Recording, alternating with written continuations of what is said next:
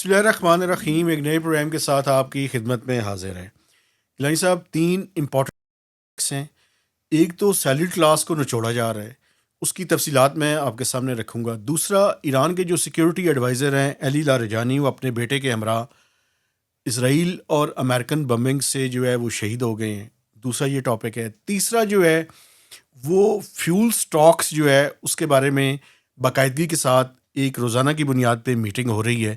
ایک بات میں آپ کو اس میں بتا دوں کہ نیکسٹ منتھ سے RLNG جو ہے وہ ختم ہو رہی ہے اور گیس کی شارٹیج مزید بڑھنے والی ہے. ان تینوں ٹاپکس کے بارے میں آپ کے سامنے بات کروں گا. سب سے پہلے آ جائیں سیلڈ کلاس کے بارے میں.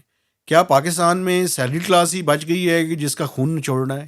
بالکل جی. دیکھیں، دعوے تو بہت سارے اور بھی سیکٹرز کرتے ہیں.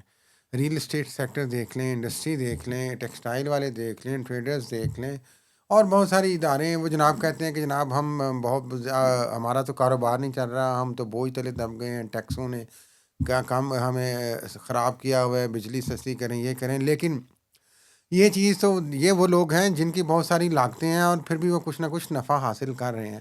میرے خیال میں سب سے زیادہ، جس طرح آپ نے کہا کہ سب سے زیادہ جو کچومر نکالا جا رہا ہے یا نچوڑا جا رہا ہے، وہ سیلڈ کلاس کو ہی ہر کوارٹر میں ہم دیکھتے ہیں کہ سب سے زیادہ ٹیکس دینے والا طبقہ جو ہے وہ سیلڈ کلاس ہے. اور ان کی کوئی انویسٹمنٹ نہیں ہے بھائی، انہوں نے اور بہت کچھ لگایا نہیں ہوا، ان کو بہت زیادہ سیلڈ سے کوئی پروفٹ نہیں ساتھ ملتا بھائی. یہ تو جو سیلڈ وہ محنت کر کے ارن کرتے ہیں اسی میں سے آپ کاٹ لیتے ہیں. تو اس کوارٹر میں پھر کیا ان کے ساتھ ہوا ہے، یہ ذرا میں تفصیل آپ بتائیں کو نا. پچھلے 5 سال کا ریکارڈ آپ کے سامنے رکھتا ہوں.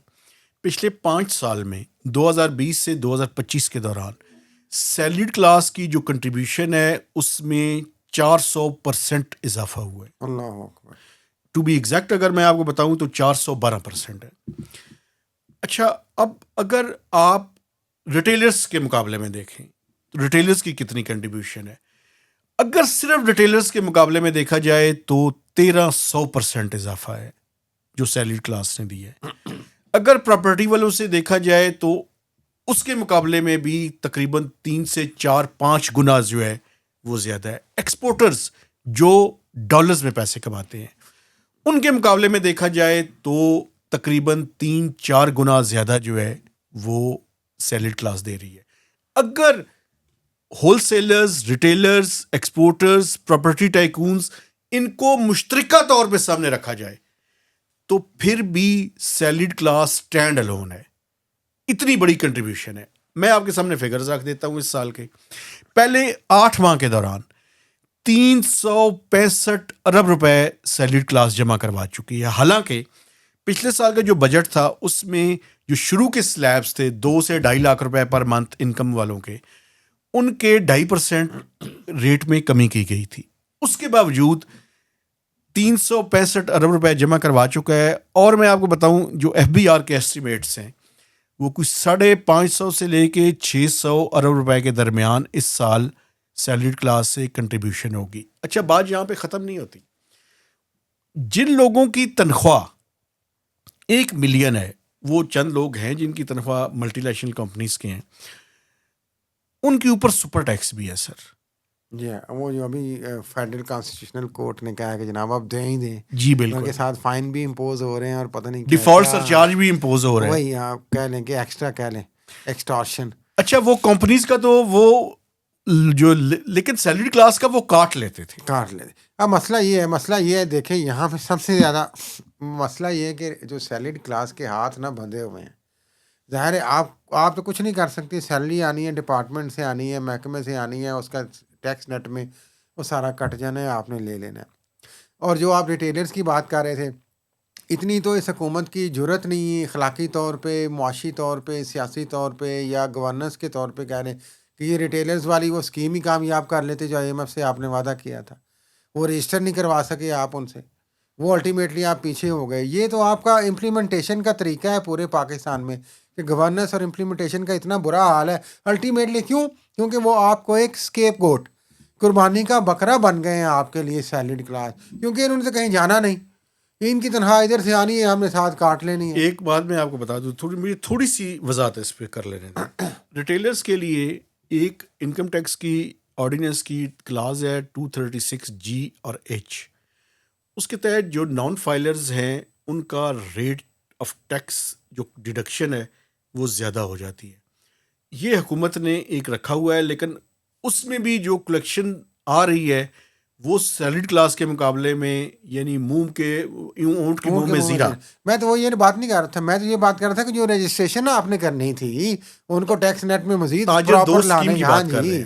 تاجر دو اسکیم کی یا حکومت تاجر دو اسکیم تھی, وہ کیا تھی ہمیں تو اب لاکھ تو ایسے ہی رہنا, حکومت تاجر دو اسکیم تھی جو کامیاب نہیں ہو سکی. ٹھیک ہے, تو میرے کہنے کا مقصد یہ ہے کہ وہ اچھا ایک اور بات بھی میں آپ کو بتاؤں. اگلی بات, یہ جو آئی ایم ایف کی ٹیم آئی ہوئی تھی اس کے دوران تاجروں کے حوالے سے بھی ریٹیلرز کے حوالے سے ایک اور اسکیم کے بارے میں ڈسکشن ہلکی سی ہوئی ہے, لیکن حکومت نان کمیٹڈ ہے. کوئی کسی قسم کی اسکیم اگلے بجٹ میں تاجروں کے لیے نہیں لائی جا رہی فی الحال تک. اس کا پتہ کیوں نہیں لائی جا رہی؟ پاکستان مسلم لیگ نواز کی اسٹریٹ پاور جو ہے وہ یہ ریٹیلرز ہیں. صحیح ہے. اور جب تک ان کی حکومت ہے دو کام نہیں ہو سکتے اس حکومت کے سیٹ اپ کے دوران. ایگریکلچر انکم ٹیکس نہیں لگ سکتا چونکہ پیپلز پارٹی نہیں چاہتی اور سندھ میں ان کی حکومت ہے, اور ریٹیلرز کے اوپر جو انکم ٹیکس ہے وہ کسی طرح کا نہیں لگ سکتا چونکہ مسلم لیگ نواز نہیں چاہتی. تو باقی پھر بچ کیا گیا, بچ گئی سیلری کلاس اور پاکستان کا فارمل مینوفیکچرنگ سیکٹر. اس کو گلے سے دبا لیں اور اس کو مار دیں. نہیں ان کو لٹا کے اوپر جمپنگ کر رہے ہیں نا, مسلسل بیچارے مر رہے ہیں. جو اب جو مزید مہنگائی بڑھی ہے وہ بھی سیلڈ کلاس نہیں زیادہ تر برداشت کرنی ہے, اس کے ساتھ ساتھ ٹیکس بھی آپ کو دینا ہے. اب مجھے صرف یہ بتائیں کہ یہ ایک پازیٹیو نیوز تھوڑی سی اس پہ کر لیں کہ پرومس تو کیے جا رہے تھے کہ آئی ایم ایف سے اس دفعہ ہم تھوڑا سا ریلیف لے لیں گے سیلڈ کلاس کے حوالے سے. اب اس کی کیا امید ہے؟ پھر تھوڑی سی امید بھی تو دیتے ہیں نا سب کو. دیکھیں میں آپ کو بتاؤں آئی ایم ایف نے جو سوالات اٹھائے ہیں وہ میں بتا سکتا ہوں. ہاں جی, آئی ایم ایف نے کہا ہے جی آپ سپر ٹیکس, حکومت چاہتی کیا ہے؟ حکومت کے دو وش لسٹ ہیں. ایک یہ ہے کہ جو سپر ٹیکس ہے اس کو گریجولی کم کیا جائے. یہ تو ویسے ابالش کرنے کی بات کرتے ہیں, لیکن جو آئی ایم ایف کے سامنے بات کی ہے وہ گریجولی کم, وہ ایک لمیٹڈ سرکل ہوگا نا. پھر بھی 150 ارب روپے کا امپیکٹ ہے نا. اچھا, تو آئی ایم ایف نے پوچھا ہے کہ بھائی جان اگر آپ ابالش یا گریجولی کم کرنا پورا چاہتے کہاں ہیں سے کریں گے تو بتائیں کہ آپ اس کے بجائے کہاں پہ ٹیکس پورا کریں گے؟ گردن آپ دبائیں گے, نپیں گے جا کے. ٹھیک ہے, تو اس پہ کوئی پھر حکومت کی طرف سے کوئی جواب کی گردن ابھی دیکھ رہے ہیں, ابھی فیصلہ نہیں ہوا. وہ کچھ لوگوں کی گردن تو بڑی موٹی ہے. چلیں, لیکن مجھے یہ لگ رہا ہے اچھا دوسرا سیلڈ کلاس کا بھی تھا نا کہ سیلڈ کلاس پہ آپ کم کرنا چاہتے ہیں. آپ ریٹیلرز پہ نہیں لگانا چاہتے, آپ ہول سیلرز پہ نہیں لگانا چاہتے, آپ ریل اسٹیٹ پہ اتنا نہیں کرنا چاہتے. ٹیکسٹائل والے بھی رونا شروع ہو گئے ہیں جی, جنگ لگ گئی اب تو پتہ نہیں کیا ہو جانا ہے. ٹھیک ہے. اچھا دوسری طرف جو ہے وہ آپ یہ دیکھیں کہ ان کا کوئی پرسان حال نہیں ہے. پرسان حال تو کوئی کسی کا نہیں ہے. مائٹ از رائٹ ہے, یا جس کا کہیں پہ ہاتھ پڑتا ہے تو وہ کچھ کر لیتا ہے. باقی تو اس ملک میں نہ کوئی گورننس ہے, نہ رول آف لا ہے, نہ جسٹس سسٹم ہے, نہ کرمنل جسٹس سسٹم ہے, کچھ بھی نہیں ہے. یہ تو سب کو پتہ ہے. خیر مجھے یہ بتائیں کہ مجھے یہ لگتا ہے کہ پرومس, جس طرح میں نے ہی سوال پوچھا کہ پرومس تو کیا جا رہا ہے, ایشورنس تو دی جا رہی ہے کہ ہم کوشش کریں گے کہ سیلڈ کلاس پہ یہ جو بوجھ ہے ٹیکسوں کا یہ کم کیا جا سکے.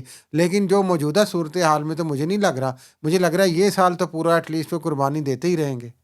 یہ بھی قربانی دیتے رہیں گے, اور اگلے مالی سال کے بجٹ میں ایک تو یہ جو جنگ ہے اس نے جو ہمارے تھوڑی بہت اسٹرینتھ تھی, جس اسٹرینتھ سے حکومت بات کر سکتی تھی, وہ مزید ہی ویک کر دی ہے. اور وہ تھیں سارا وہ, لیکن وہ بھی آپ کی بیڈ گورننس کی وجہ سے ہو رہا ہے نا یار. ہمارا تو اس میں کوئی قصور نہیں ہے نا. نہیں, انٹرنیشنل مارکیٹ میں پرائز بڑھ گئی ہے. وہ ٹھیک ہے, تو منصوبہ بندی کیوں نہیں کی آپ نے؟ آپ تو کہہ رہے ہیں آپ بڑے زیادہ قریب تھے ٹرمپ صاحب کے اور فلاں کے اور فلاں کے, اور ہر جگہ پہ آپ وہ عمران خان کی طرح وہ کروا رہے تھے, میڈیشن کروا رہے تھے.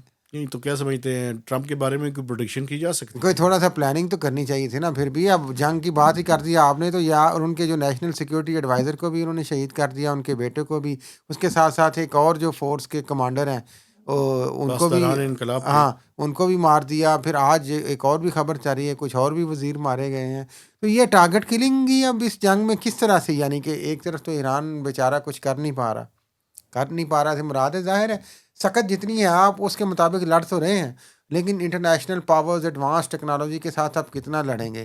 دوسرا اس کے ساتھ آپ کی اگر سلیکٹڈ ٹارگیٹنگ ہو رہی ہے تو یہ کتنی ڈینجرس ہے, یہ ہمیں بتائیں نا. نہیں آپ بالکل ٹھیک کہہ رہے ہیں, وہ ڈینجرس تو ہے, لیکن ایک بات میں آپ کو بتاؤں گیلانی صاحب, آپ ایک بات کو اور ذرا دیکھیں کہ ایران کے پاس جو اسٹریٹجی ہے ایران کی وہ ہے اس کے میزائلس اور ڈرونس. آپ کو میں کچھ چیزیں بتانا چاہتا ہوں جن کو سن کے آپ تھوڑے سے شاید حیران بھی ہوں. ایران کا جو لیٹسٹ انہوں نے میزائلز اٹیکس کیے ہیں وہ میزائلز اس طرح کے ہیں کہ وہ جب ان کو کوئی انٹرسیپٹ کرنے کی وہ کوشش کرتے ہیں تو وہ ایک کے بجائے کئی میزائل کے اس کے وہ بننے شروع ہو جاتے ہیں. اچھا، وہ ٹوٹ کے جناب وہ الگ ہوا. ہاں، یعنی اگر ایک میزائل انہوں نے مارا ہے تو جب انٹرسیپٹ اس کو کرے گا تو وہ پھٹ کے نا تو وہ کئی میزائلز بن جاتے ہیں، 20 بن جائیں گے. اچھا، تو وہ پھر ایرانیوں نے کیا کیا، انہوں نے 20 30 میزائلز اس طرح کے وہاں پہ خاص کر تل ابیب کے اوپر اور جو ان کی بیسز ہیں ان کے اوپر اٹکی ہیں. یہ آپ کو کس نے بتایا ویسے؟ میں آپ کو بتا رہا ہوں نا سر، یہ آپ کو میں جو بات بتا رہا ہوں یہ بات صحیح ہے. عجیب و غریب کہانی لے کے آئے ہیں، یعنی اچھی بات ہے، ان کی اپنی ایک ٹیکنالوجی ہے. لیکن سنا چین اور رشیا بھی کوئی خفیہ امداد کر رہے ہیں، جو انہیں کرنی چاہیے یا نہیں کرنی یہ الگ کوشچن ہے.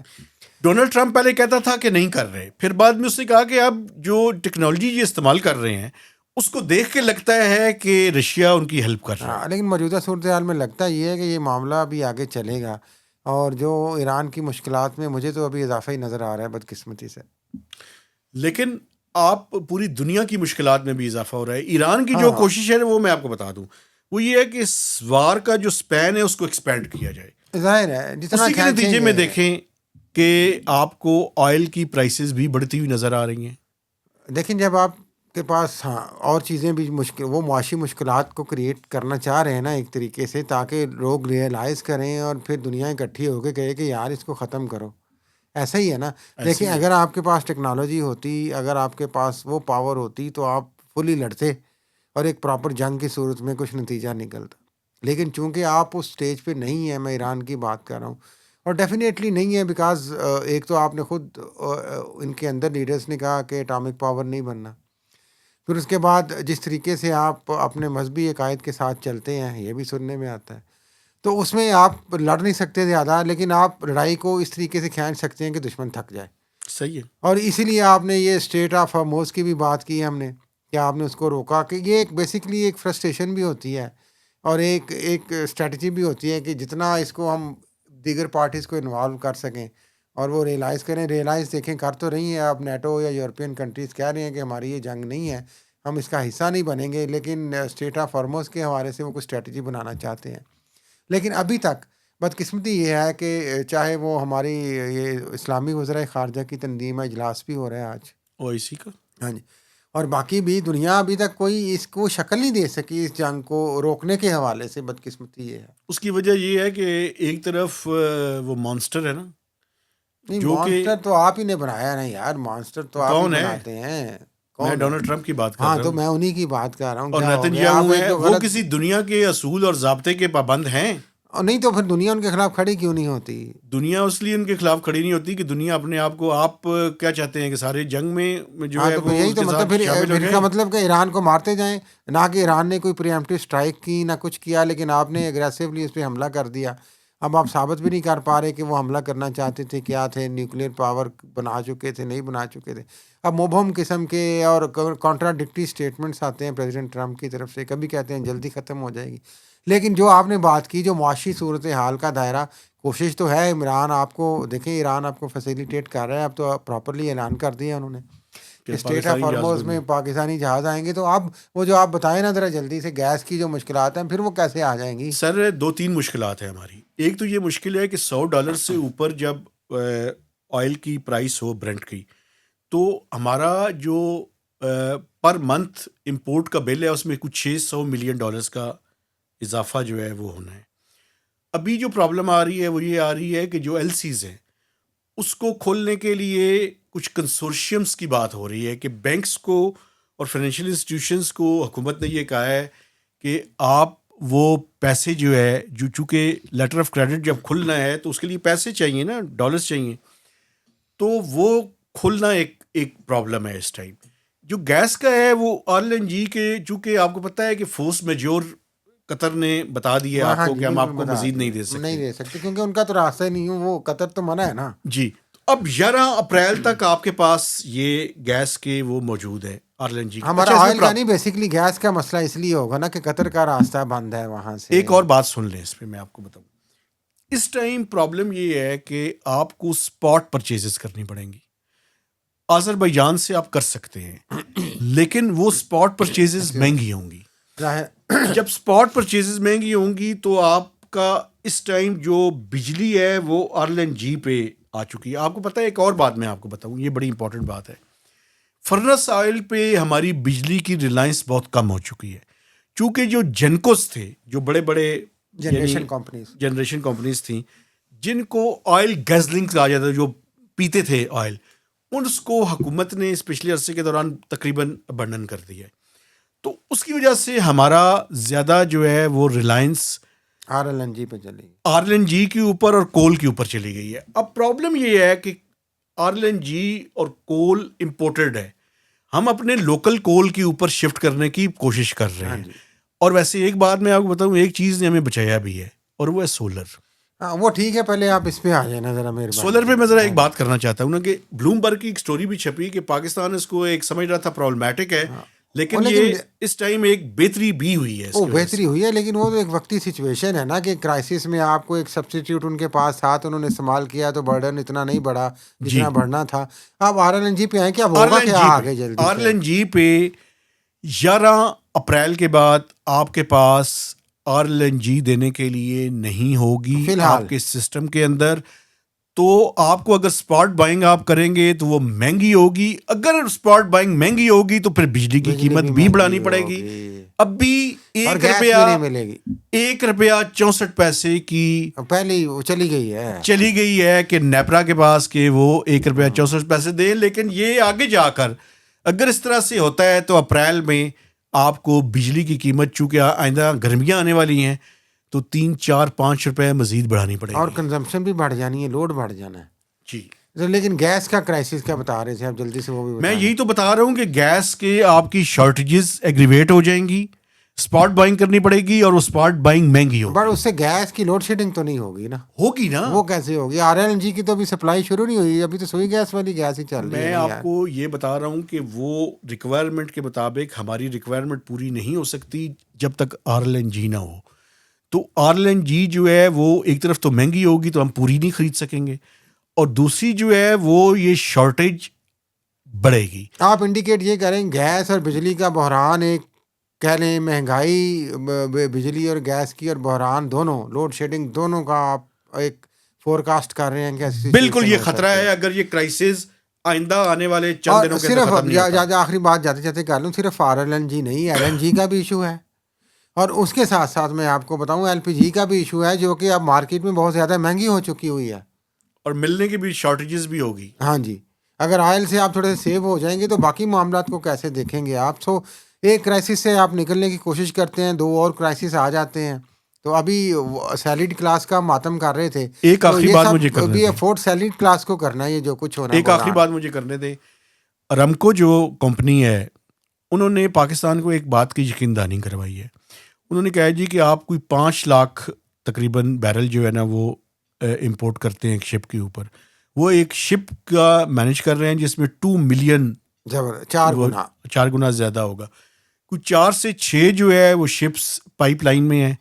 تو اس لیے سپلائی سائڈ تو شاید اتنی پرابلم نہ ہو آئندہ چند ویکس تک. ہاں جی, لیکن یہ جو RLNG گیس اور بجلی کا بحران منڈلا رہا ہے, یہ جو ہے نا یہ ہمارے سر یہ اور یہ زیادہ ڈینجرس ہے. میں آپ کو بتاؤں آئل سپلائی سے, آئل میں تو آپ کنزرویشن کر لیں گے, آپ کو اسٹریٹجی بنا لیں گے, گھروں سے نہیں نکلے, اسکول بند کر دیے, آن لائن کر دیے, لیکن بجلی اور گیس کے حوالے سے جو کہ ڈومیسٹک یوز کے لیے بہت زیادہ ہے, انڈسٹریل کے لیے بھی ہے, کمرشل کے لیے بھی, آپ کیا کریں گے یار. یہ ایک بہت بڑا کرائسس آگے آنے والا ہے. اس کے ساتھ ہی میرے خیال ہے مجھے اجازت دیں تو جی بولے, آپ نے کچھ کہنا ہے. آپ کا امپورٹ بل بھی بڑھ رہا ہے, یہ بھی امپورٹ بل بھی بڑھ رہا ہے جناب, اور وہ ڈالر اور وہ سارا آپ کا جو سسٹم ہے وہ تتر بتر ہونے کو ہے, خطرہ ہے بہت بڑا. تو اسی خطرے کے ساتھ ہم اجازت چاہیں گے اور گزارش کریں گے کہ اس پہ فیڈ بیک دیں, کامنٹ کریں, اور یہ جو خطرات ہیں دیکھیں سیلڈ کلاس سے لے کے اور آگے مزید ڈومیسٹک میں پھر اگین زیادہ کنزیومرز اور کنزمپشن جو ہے وہ سیلڈ کلاس کی آ جاتی ہے, جو کہ لو مڈل کلاس ہے, مڈل کلاس ہے. تو سفرنگ بڑھنے والی ہیں. تو ان سفرنگ کا حل کیا سوچا جا رہا ہے؟ یہ حل کیا بتاتا ہوں میں. جنگ روک کے بھی تو حل ہو سکتا ہے نا. جنگ روک کے بھی حل ہو سکتا ہے. ایک ایشین ڈیولپمنٹ بینک کی جو ہے نا ایک چیز آئی ہے سامنے, انہوں نے ایک کنٹری پارٹنرشپ اسٹریٹجی جو ہے وہ بنائی ہے پاکستان کے لیے. ہمارا ایک ہی حل ہے اور وہ حل بڑا زبردست ہے. قرضہ پھر قرضہ اور قرضہ پھر قرضہ. لیکن ایک او ایل ایکس والا حل بھی ہے نا, بھیج دے. کس کو بھیج دیں؟ اب میں تو اتنے کہہ سکتا ہوں, اجازت لیتے ہیں. کامنٹس دیجیے گا کس کو بھیجتے ہیں, یہ بھی کامنٹ دیجیے گا جناب. اگلے 5 سالوں کی جو اسٹریٹجی آئی ہے نا, سن لیں, $10 بلین ایسٹیمیٹڈ ہے کہ ہم نے مزید قرضہ لینا. قرضے کے وہ تلے, قرضہ بھی ہم نے ادا کرنا ہے, پھر ٹیکس بھی ہم نے اس میں سے دینا. بالکل. تو اسی کے ساتھ اجازت دیجیے, میں اپنے دیکھنے والوں سے گزارش کرنا چاہتا ہوں. میں کہہ دیا تھا ویسے آج میں نے کہ ہمارے چینل کو آپ نے اجازت ہی اچک لی ہے. چینل کو سبسکرائب کریں, کیا کریں, کم کر رہے ہیں آج کل لوگ, ناراض ہیں ہم سے کیا, اور فیڈ بیک دیا کریں, کامنٹ کیا کریں. دوبارہ حاضر ہوں گے انشاءاللہ. اللہ حافظ. اللہ حافظ.